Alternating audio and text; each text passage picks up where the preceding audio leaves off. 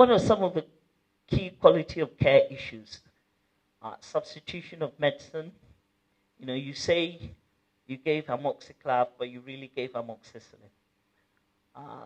Prescribing expensive medicines. You want to start straight at clindamycin for a cough. We have what we call irrational prescribing of medicines. I'm afraid the word irrational really drives a lot of people crazy. But the fact of the matter is, if you diagnose malaria, you have no business giving amoxiclav capsules. Or, there are even worse things. And then irrational lab requests. Your grouping and sickling are never going to change. Why do you need to do it 5 times during the course of a pregnancy? And it isn't just to bill us. They are actually sending the patients to keep repeating their blood grouping 4 or 5 times during one pregnancy episode. You are either not qualified to be a healthcare practitioner, or, in fact, I can't even work out.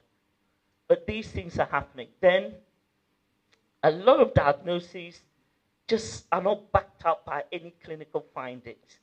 And the patients are made to seem sicker than they really are. A lot of poor record keeping there still is, but it's a lot better because there's a financial penalty to poor record keeping. Inadequate professional staff. We all know Ghana lacks the requisite numbers, but that doesn't mean we should compromise care and have completely unqualified staff looking after patients. And that is a real challenge when you go around. There are people with stethoscopes around their neck and in a white coat. As soon as you're dressed like that, everybody calls you doctor, and you have the right to start giving injections and what have you. And it is a real indictment on us, the number of unqualified staff who are practicing in the country at the moment. I just wanted to show you, unfortunately, the things are not so clear. But, you have somebody who came to the clinic, normal temperature and all that, it's a child, and the person examining is said stable, afebrile, not pale. The diagnosis is septicemia and severe anemia, with all the drugs that go with this. And this is a 7.8 kilos, so it's such a child. This is an adult who obviously went with erectile dysfunction and happened to mention he had abdominal pain. And immediately, there's no examination, no nothing, but a diagnosis of enteric fever has been made with all the necessary drugs that go with enteric fever. Again, bodily pains, and somehow the diagnosis is bronchitis and malaria, with all the necessary antibiotics that go with this. And this just keeps happening over and over. There is no rationality to the diagnoses. And I think these are, again, examples of just cough, fever, and vomiting. There's actually no diagnosis, no examination, no temperature, nothing. But there are a whole load of drugs that are to be given to this person. You can have RDT negative, and still the diagnosis is severe malaria. This patient has a lot of pain all over. And then every type of diclofenac on our medicines list has been given at the same time. Injection, the tablets, the suppositories, the gels, all given to this patient because, well, there's waist pain, joint pain, back pain, headache. So every level of painkiller we have is given to this patient at the same time. Now, what I suspect is these things may have been going on for a long time, but with the advent of health insurance and the concern about payment, these are now coming out to the fore.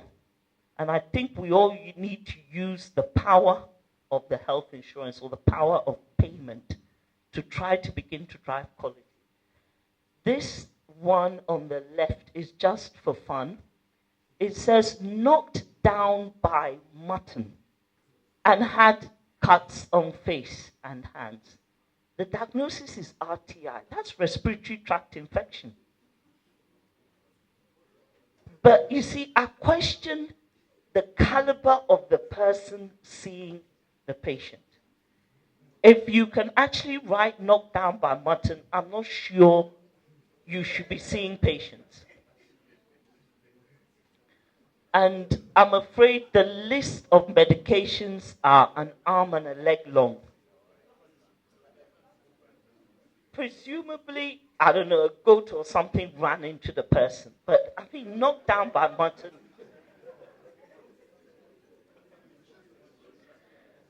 So in conclusion, I really believe that we need to take the unique position of the NHIS, the scheme as a payer, because now the NHIS is the single largest purchaser of healthcare services in the country.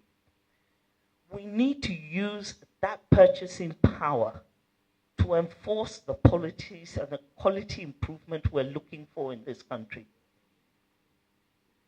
We have all the policies and protocols the country needs. There's no doubt about it. Having policies and protocols is just the beginning.